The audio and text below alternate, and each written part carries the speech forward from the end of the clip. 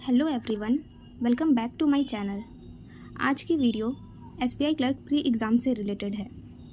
तो मेरा एग्ज़ाम 20 सितंबर को हो चुका है और कई लोगों का एग्ज़ाम अभी 27 सितंबर को है।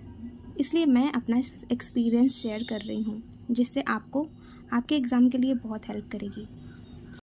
तो गाइस, मेरा एग्ज़ाम 20 सितंबर को शिफ्ट 4 में थी, जिसकी टाइमिंग 3:30 पर थी। मैं आपको बताऊंगी कि एग्ज़ाम का क्या सीक्वेंस और पैटर्न था और एग्ज़ाम का क्या लेवल था और मेरे कितने अटैम्प्ट हुए। तो सबसे पहले हम एग्ज़ाम सीक्वेंस की बात कर लें। तो सबसे पहले इंग्लिश थी, उसके बाद क्वांट थी और उसके बाद रीजनिंग थी। तो इंग्लिश के बारे में हम डिस्कस करते हैं। तो इंग्लिश में रीडिंग कॉम्प्रिहेंशन आई हुई थी और क्लोज टेस्ट थी, सिटिंग अरेंजमेंट थी, मिस स्पेल्ड थी, फ्रेज रिप्लेसमेंट और एरर के क्वेश्चन थे। रीडिंग कॉम्प्रिहेंशन के 10 क्वेश्चन आए हुए थे, जिसमें 3 क्वेश्चन तो मीनिंग रिलेटेड थे, वर्ड मीनिंग रिलेटेड, जिसमें ये 3 वर्ड्स प्यूपिल, फेड और लेवल के सिमिलर मीनिंग्स पूछे थे, जिसमें मैंने आंसर किया है प्यूपिल्स का स्टूडेंट और फेड का नरेस्ट किया मैंने, और लेवल का आंसर मुझे कैटेगरी सही लगा। क्लोज टेस्ट में टोटल 6 क्वेश्चंस थे, जो कि मुझे थोड़े से ट्रिकी लगे थे।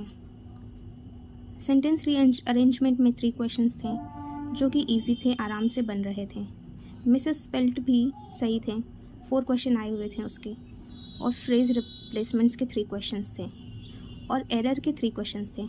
एरर के क्वेश्चंस बहुत ईजी आए हुए थे। उसमें जो एरर थे वो मोस्टली लाइक प्रोनाउन बेस्ड थे, जैसे कि किसी में हिम करके दिया हुआ था जिसका आंसर हिज करना था, और ऐसे करके एरर थे। तो इसके बाद एक क्वेश्चन वर्ड यूसेज पर बेस्ड था, जिसमें वो प्रे का सेंटेंस बनाया हुआ था, 3 सेंटेंस, जिसमें से मुझे ए और बी सही लगा, इसलिए मैंने आंसर ए बी किया। तो इसमें मेरे अटैम्प्ट जो हैं टोटल 29 हुए हैं।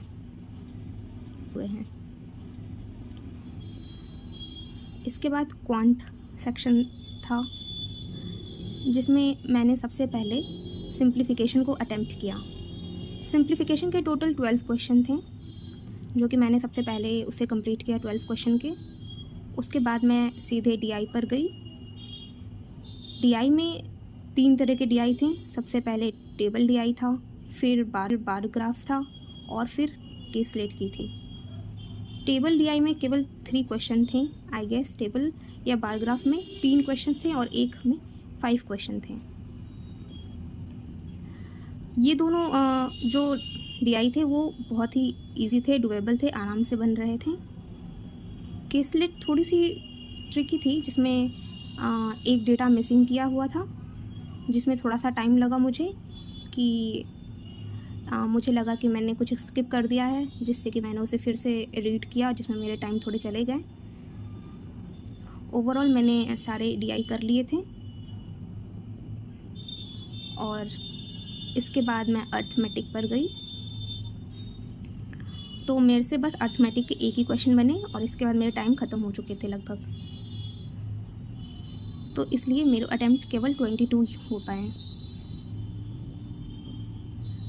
इसके बाद आ जाते हैं हम रीजनिंग पर। रीजनिंग में सबसे पहले मैंने इनइक्वालिटी किया, जो कि 3 क्वेश्चन थे उसमें, और चाइनीज़ कोडिंग के थे 5 क्वेश्चन, लेटर सीरीज़ के थे 5 क्वेश्चन, ऑड वर्ड थे 1 क्वेश्चन के, और एक मीनिंगफुल वर्ड जो कि बनाना था, जो कि मुझसे नहीं बना। मैंने उसे छोड़ दिया क्योंकि वो मुझे लगा कि गलत हो जाएगा। पेयर फॉर्मेशन मैंने बना लिए थे, ऑड इवन भी मैंने बना लिया। इसके बाद मैं सीधे पजल्स पर गई। पजल्स में 3 पजल्स आए हुए थे, जिसमें पहला सर्कुलर था, दूसरा फ्लोर एंड फ्लैट, और तीसरा मंथ था। तो मैंने सिर्फ 2 पजल्स किए, सर्कुलर और फ्लोर फ्लैट। मैंने आराम से किए वो, और दोनों में 5-5 क्वेश्चंस के थे, आराम से हो गए थे। इसके बाद ये मेरा टाइम थोड़ा कम था, तो मैंने सोचा कि ब्लड रिलेशन कर लेते हैं, बट वो थोड़ा सा ट्रिकी था, इस वजह से मैं स्टक कर गई और मेरा जो है एग्ज़ाम ओवर हो गया और इसमें मेरे सिर्फ 25 अटैम्प्ट हो पाए। तो दोस्तों ये था मेरा एक्सपीरियंस एग्ज़ाम का। आप भी अपना एक्सपीरियंस ज़रूर बताइएगा, आपके एग्ज़ाम्स कैसे हुए और कितने अटैम्प्ट हुए हैं आपके। Thank you everyone.